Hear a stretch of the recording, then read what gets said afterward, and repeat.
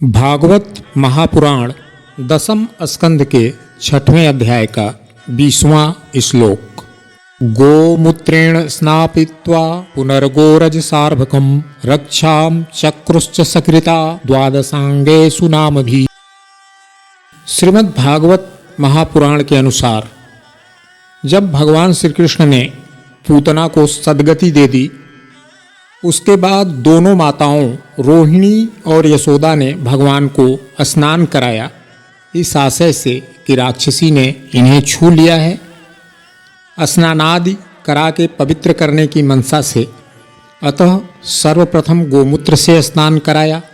उसके बाद गोरज यानी गायों के पैरों तले की मिट्टी लेकर के संपूर्ण बदन में लगाया। फिर स्वच्छ यमुना जल से स्नान कराकर गाय के गोबर से भगवान के शरीर में 12 जगहों पर भगवान का 12 नाम लेते हुए 12 टीका किया। यह हमारी सनातन संस्कृति है और हमारे समग्र जीवन में गो संवर्धन का महत्व। नमस्कार किसान साथियों, पिछले कुछ दिनों से हम लोग परंपरागत खेती के बारे में बातें कर रहे हैं। इसी क्रम में आज श्रृंखला को आगे बढ़ाते हुए गो आधारित समुन्नत खेती के लिए गो वंश की उपयोगिता और इसका प्रभावी ढंग से कैसे प्रयोग किया जाए, इस संदर्भ में बात करने जा रहे हैं।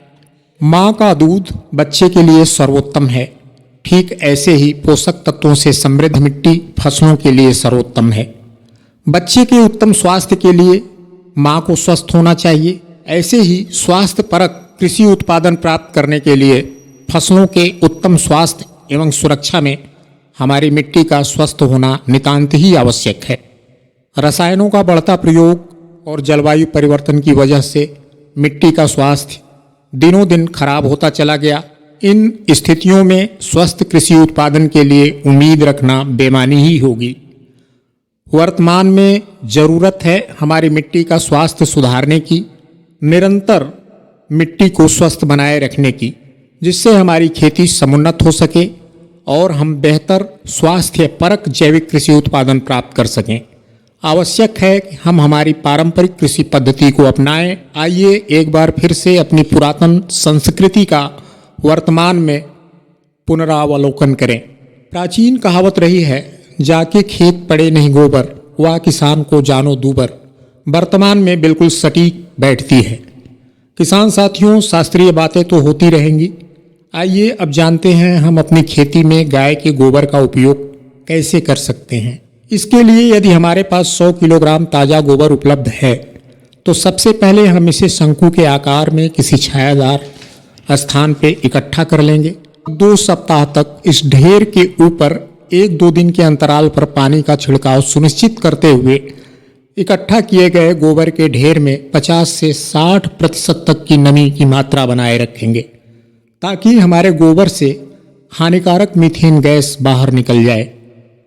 15 दिन बाद 10 लीटर गोमूत्र लेकर 1 किलो बेसन और 500 ग्राम गुड़ को मिलाकर घोल तैयार करेंगे। अच्छी तरह से मिश्रण तैयार हो जाने पर इसमें 10 लीटर पानी की मात्रा मिलाकर इसे गोबर के ढेर के ऊपर फव्वारे की मदद से छिड़काव कर देंगे। ध्यान रखें, इस समय हमारे गोबर के ढेर में नमी की मात्रा 60% से 70% तक होनी ही चाहिए।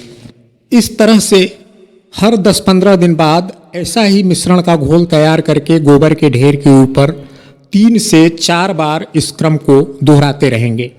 यहाँ हमें इस बात का ध्यान रखना होगा, जब भी हम मिश्रण घोल गोबर के ढेर के ऊपर छिड़काव कर रहे हैं तो इसके पहले ढेर को पलटना नहीं भूलें।